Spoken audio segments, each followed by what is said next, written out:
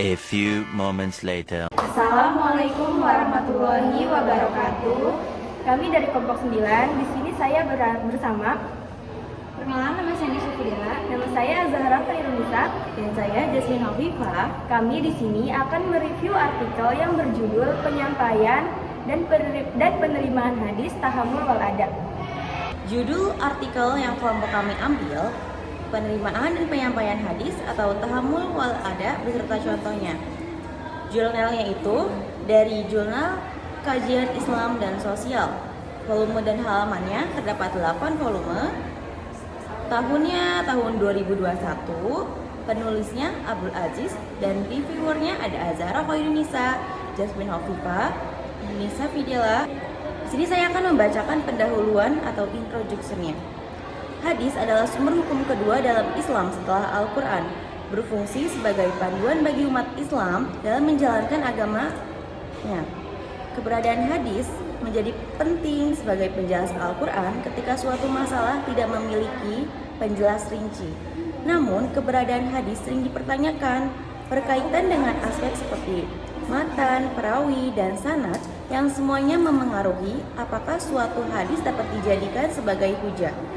Hal ini menyebabkan para ulama hadis melakukan ijtihad yang menghasilkan dua cabang ilmu dalam mempelajari, memahami, menganalisis, dan mengamalkan hadis Nabi Muhammad SAW, yaitu ilmu riwayah dan ilmu dirayah hadis. Keduanya ini saling berkaitan dan penting untuk menentukan keautentikan hadis. Proses penerimaan dan penyampaian hadis yang dikenal sebagai al-tahammul wal adab menjadi objek kajian pada ilmu hadis diraya, karena merupakan sistem analitik yang dapat menilai kualitas sebuah hadis berdasarkan siapa yang meriwayatkannya. Dalam makalah ini, penulis akan menjelaskan pengertian arti tahammul wal adab, metode yang digunakan, serta implikasinya terhadap keterhubungan sanad serta sebagai faktor penting dalam menilai keabsahan sebuah hadis. Ilmu hadis riwayat adalah pengetahuan tentang cara-cara penukikan, pemeliharaan, dan penyampaian hal-hal yang disandarkan kepada Nabi Muhammad SAW, termasuk perkataan, perbuatan, dan takrif. Fokus ilmu hadis riwayat adalah cara menerima, menyampaikan, serta mengumpulkan hadis dalam sebuah kitab. Ini bertujuan untuk mencegah kesalahan kutip terhadap apa yang disampaikan oleh Nabi Muhammad SAW. Di sisi lain, ilmu hadis dirayah yang juga dikenal sebagai ilmu mustalah al-hadis adalah kumpulan kaidah untuk memahami sanad, matan, serta proses penerimaan dan penyampaian hadis. Menyelidiki sifat-sifat rawi dan kondisi marwi. Tujuan dari ilmu ini adalah untuk menentukan apakah suatu hadis dapat diterima atau makbul, atau ditolak atau mardud, serta mendasari praktik terhadap hadis-hadis yang diterima dan meninggalkan yang ditolak. Oke, sekarang kita masuk ke dalam metode. Nah, metode yang digunakan kelompok kita itu, penelitian ini adalah penelitian kepustakaan atau library research, yang mana pengumpulan datanya diambil dari berbagai sumber seperti jurnal, buku, website internet, dan sebagainya. Penelitian pusaka atau riset pusaka adalah serangkaian kegiatan yang berkenaan dengan metode pengumpulan data pusaka, membaca dan mencatat serta mengolah bahan koleksi perpustakaan saja tanpa memerlukan riset lapangan. Adapun pendekatan yang dilakukan adalah kualitatif atau deskriptif. Kualitatif deskriptif. Analisis ini adalah suatu teknik penelitian untuk membuat referensi yang dapat direplikasi atau ditiru dan sahih datanya dengan memperhatikan konteksnya. Oke, kita lanjut ke bagian C, yang dimana bagian C ini tentang pembahasan. Nah, al-tahammul wal adab adalah dua konsep penting dalam ilmu hadis. Secara etimologi, Al-tahammul berasal dari kata hamul yang berarti membebankan atau membawa sesuatu dalam konteks hadis. Al-tahammul merujuk pada tindakan menerima dan mendengar sebuah riwayat hadis dari seorang guru dengan cara atau metode tertentu. Sementara itu, al-ada berasal dari kata ada yang bermakna menyampaikan atau melaksanakan. Nah, secara terminologi, al-ada berarti proses penyampaian atau meriwayatkan hadis dari seorang guru kepada orang lain. Terkait dengan kelayakan penerima dan penyampaian hadis, para ulama hadis memiliki perbedaan pandangan. Misalnya, ada perdebatan mengenai apakah anak yang belum dewasa, orang yang belum beriman, atau perawi yang fasik dapat menerima hadis dari Nabi Muhammad SAW. Sebagian besar ulama, termasuk jumhur al-muhaddisin, berpendapat bahwa jika anak yang belum mukallaf menerima hadis, maka penyampaiannya dianggap sah asalkan disampaikan setelah ia mukallaf. Ini merujuk pada praktik para sahabat dan tabi'in yang menerima hadis tanpa mempersoalkan usia yang diperbolehkan untuk al-tahammul, tergantung pada kemampuan mereka dalam membedakan mana yang benar dan yang sahih. Di sini juga ada syarat kelayakan penerima dan penyampaian hadis.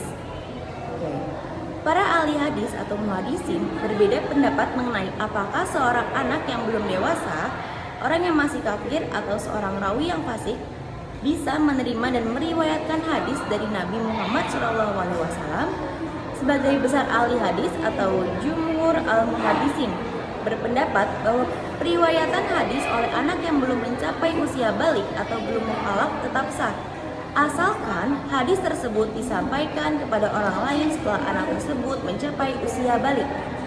Pendapat ini didasarkan pada contoh para nabi dan generasi setelahnya, seperti Hasan, Husain, Abdullah bin Zubair, Ibnu Abbas, Nu'aiman bin Basir, dan Salih bin Yazid, yang menerima dan meriwayatkan hadis meskipun mereka belum balik pada saat itu.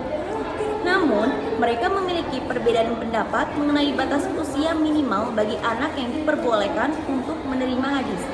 Karena hal ini terkait dengan tingkat kemampuan anak tersebut dalam membedakan dan memahami apa yang ia dengar atau terima atau tamyiz, dengan tingkatan kemampuan anak tersebut dalam membedakan dan memahami apa yang ia dengar atau yang diterima atau tamyiz. Materi selanjutnya akan dibacakan oleh teman saya, yaitu Nesa Fidila. Padanya saya persilakan.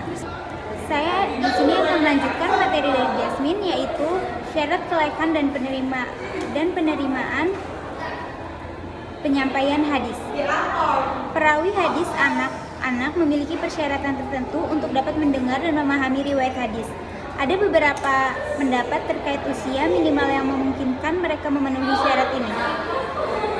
Menurut Al-Qadi Iyad, usia minimal untuk anak-anak bisa mendengar riwayat hadis adalah 5 tahun.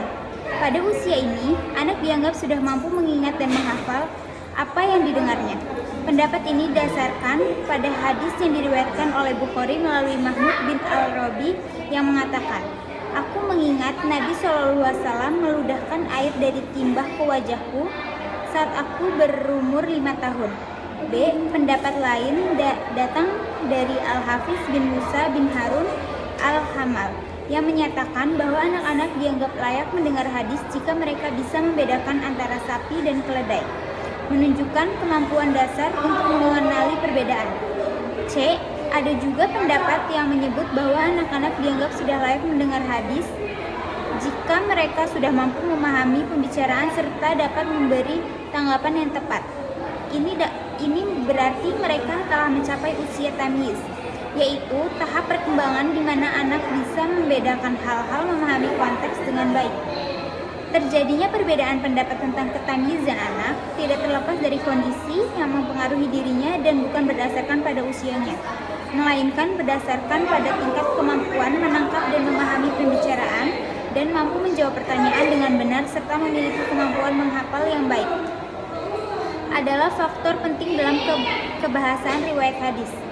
Hal ini karena ada kemungkinan seorang anak yang berada pada usia tertentu dengan kondisi yang mempengaruhinya sudah dianggap mumayyiz, sementara anak lain pada usia yang sama namun dengan situasi yang berbeda belum mencapai tingkat mumayyiz tersebut.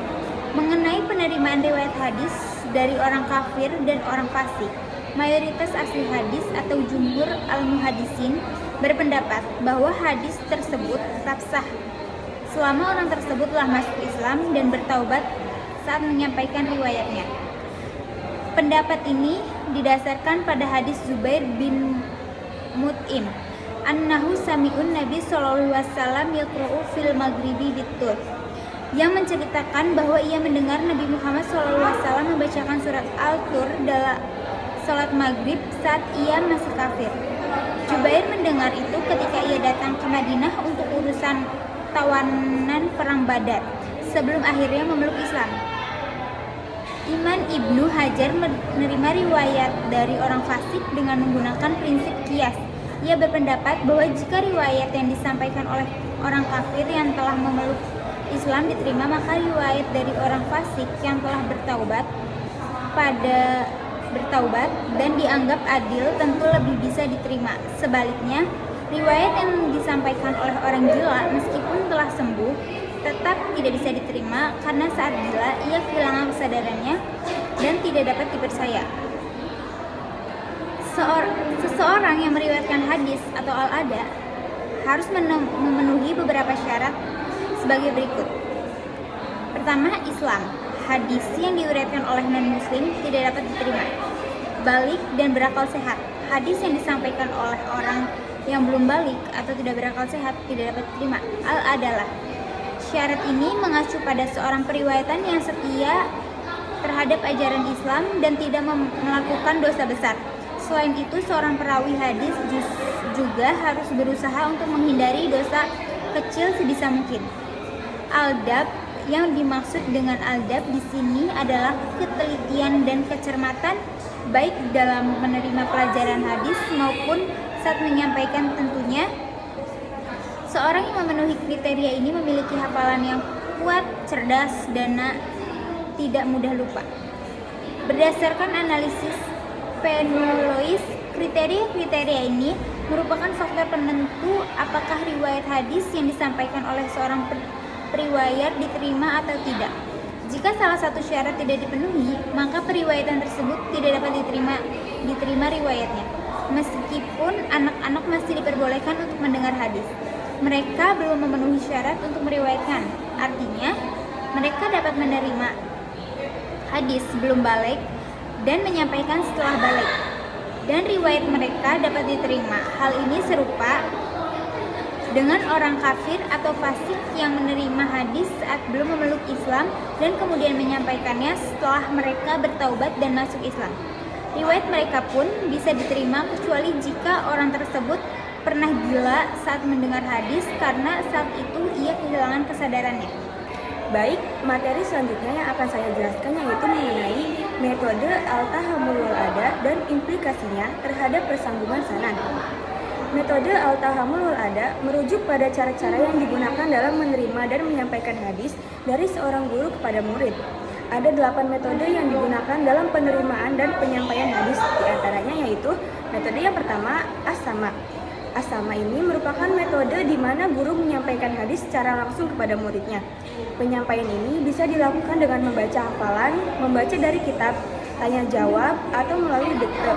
Metode ini dianggap yang paling kuat dan paling dihargai dalam proses penyampaian hadis, karena memberikan kepastian lebih besar mengenai keaslian dan ketetapan riwayat yang disampaikan.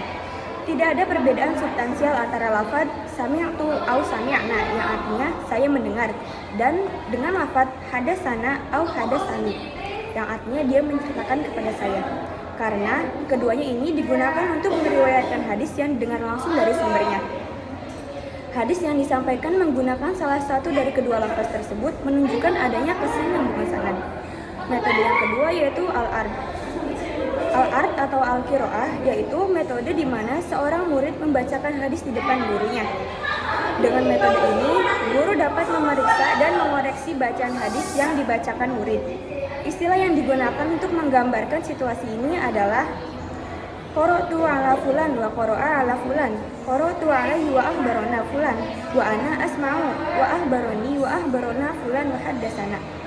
Beberapa ahli hadis memandang metode qiraah sebagai bagian yang terpisah, sementara yang lain menganggapnya setara dengan mendengarkan langsung atau as-sama'.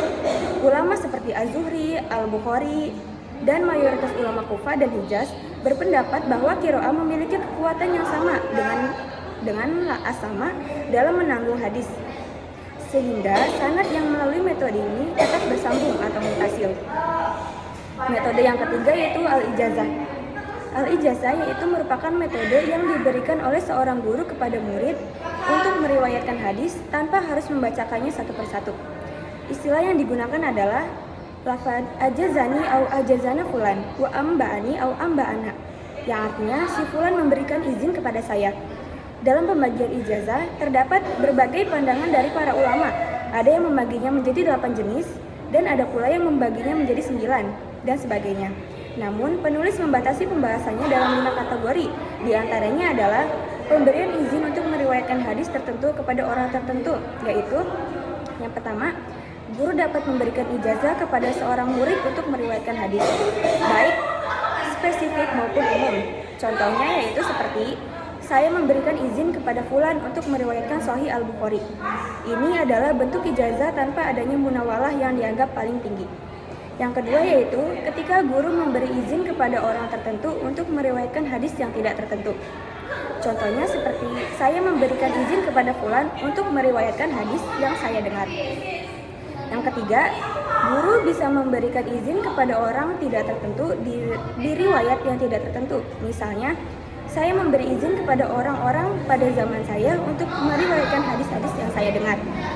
Yang keempat, yaitu kondisi di mana guru memberikan izin kepada orang yang tidak diketahui atau kepada riwayat yang tidak jelas, seperti memberikan izin untuk meriwayatkan kitab sunan tanpa merujuk pada kitab tertentu, atau memberi ijazah kepada seseorang dengan nama yang umum, seperti saya memberikan izin kepada Muhammad bin Khalid ad-Damasik, meskipun ada banyak orang dengan nama tersebut. Selanjutnya yang terakhir yaitu guru memberi ijazah kepada seseorang yang belum ada orangnya dan periwayatannya. Contohnya, saya memberi izin kepada si fulan dan anak yang akan dilahirkannya nanti. Selanjutnya yaitu lafaz-lafaz yang digunakan untuk menyampaikan ijazah hadis terdiri dari beberapa macam. Yang pertama, lafaz yang paling baik adalah dengan mengatakan ajazali fulan, yang artinya si fulan telah mengijazahkan kepada saya. Yang kedua, diperlukan penggunaan lafaz seperti as-sama yang memiliki ketentuan seperti hadatsana ijazah, yang artinya dia telah mengabarkan kepada saya. Yang artinya dia telah menyampaikan kepada kami dengan ijazah. Yang ketiga, menurut istilah ulama mutakhirin, lafaz yang digunakan adalah amba'ana, yang artinya telah menyampaikan kepada kami, yang dipilih oleh pengarang kitab Al-Wijadah. Metode yang keempat yaitu al-munawalah, yang artinya menyampaikan satu atau lebih hadis atau kitab hadis kepada orang lain. Para ulama membagi al-munawalah menjadi 2 bentuk. Yang pertama, al-munawalah dengan ijazah, seperti mengatakan, ini adalah kumpulan riwayat hadis yang aku dengar dari si fulan, maka sampaikanlah riwayat ini dariku. Ulama hadis membolehkan hal ini. Lafaz yang digunakan untuk ini adalah nawilani au nawilana fulan ma'al ijazah, wa haddatsani au amba'ani fulan bil ijazah wal munawwalah.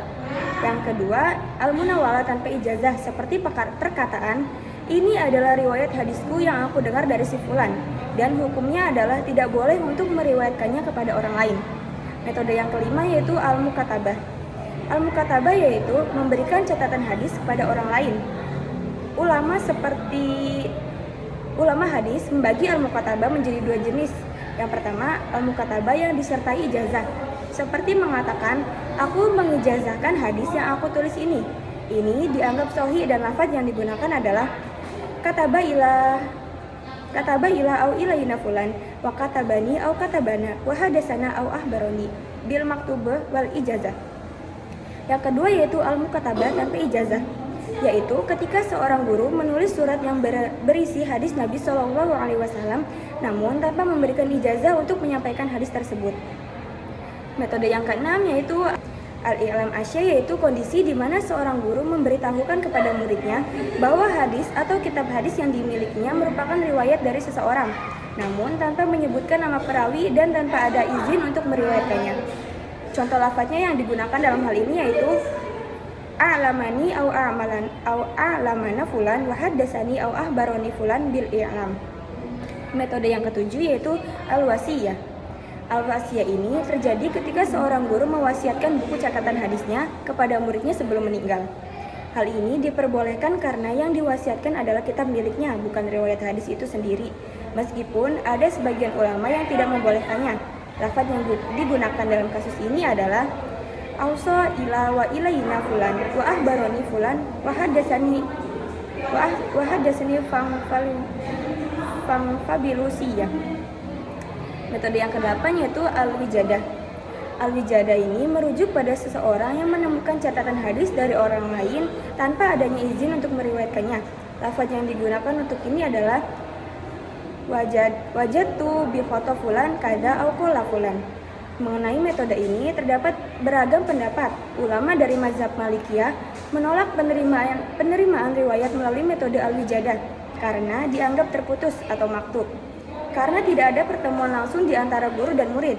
Syekh Al-Albani dalam kitabnya Ad-Daifah cenderung memasukkan hadis yang diterima dengan metode ini ke dalam kategori hadis doif. Sementara itu, ulama dari mazhab Syafi'iyah menerima metode ini dengan membolehkan pengamalan hadis yang diterima melalui al-wijadah. Pendapat ini didukung oleh An-Nawawi dan Ibnu As-Solah yang mengatakan bahwa inilah cara yang harus diterapkan pada masa kini. Sebab jika pengamalan hadis hanya bergantung pada riwayat yang bersambung langsung, akan banyak hadis yang tidak dapat diamalkan. As-Suyuti dan Al-Baikuni digunakan sebagai argumen oleh Al-Imad bin Katsir untuk menyatakan bahwa para ulama yang memperbolehkan mengamalkan hadis dengan metode ini berpegang pada sabda Rasulullah SAW yang artinya, siapakah makhluk yang paling menakjubkan keimanannya menurut kalian? Para sahabat menjawab, para malaikat. Nabi SAW menjawab, bagaimana mereka tidak beriman sedangkan mereka ada di sisi Tuhan mereka? Mereka pun melanjutkan, para nabi. Nabi SAW menjawab, bagaimana mereka tidak beriman sedangkan wahyu turun kepada mereka? Mereka bertanya, kalau begitu kami? Nabi SAW menjawab, bagaimana kalian tidak beriman sedangkan aku ada di tengah-tengah kalian? Mereka bertanya lagi, siapakah wahai Rasulullah? Nabi SAW menjawab, yaitu orang-orang yang datang setelah kalian. Mereka menemukan lembaran-lembaran dan mereka beriman dengan apa yang ada di dalamnya. Hadis riwayat Ahmad bin Hanbal, Al-Darimi dan Al-Hakim dari Abi Jum'ah Al-Ansari. Berdasarkan uraian tersebut, penulis hanya mencatat apakah hadis tersebut diterima atau makbul atau ditolak atau mardud dengan menggunakan istilah at-tahammul wal ada untuk menentukan status periwayatan hadis. Selanjutnya itu ada kesimpulan yang akan dibacakan kembali oleh saudari Jasmine Khafifah. Jadi selanjutnya itu ada kesimpulan yang kelompok kami dapat. Nah, dari pembahasan semua yang di atas dapat disimpulkan bahwa metode al-tahammul wal ada dalam periwayatan hadis sangat penting untuk menjaga validitas hadis. Dalam menerima hadis, tidak diisyaratkan seorang perawi harus muslim dan telah balik. Namun, untuk menyampaikan hadis, perawi wajib beragama Islam dan telah mencapai usia balik. Dengan demikian, riwayat seorang muslim yang balik dapat diterima meskipun hadis tersebut diperolehnya sebelum ia memeluk Islam atau sebelum ia balik. Asalkan ia memiliki kemampuan tamyiz, yaitu bisa membedakan mana yang benar dan mana yang salah sebelum balik. Jika tidak memenuhi syarat ini, hadis tersebut tidak dapat diterima. Nah, segitu reviewer dari kita yang telah dibuat oleh kelompok 9. Apabila ada kesalahan kata mohon dimaafkan, kurang dan kurangnya mohon dimaafkan juga. Wabillahi taufiq wal hidayah. Wassalamualaikum warahmatullahi wabarakatuh.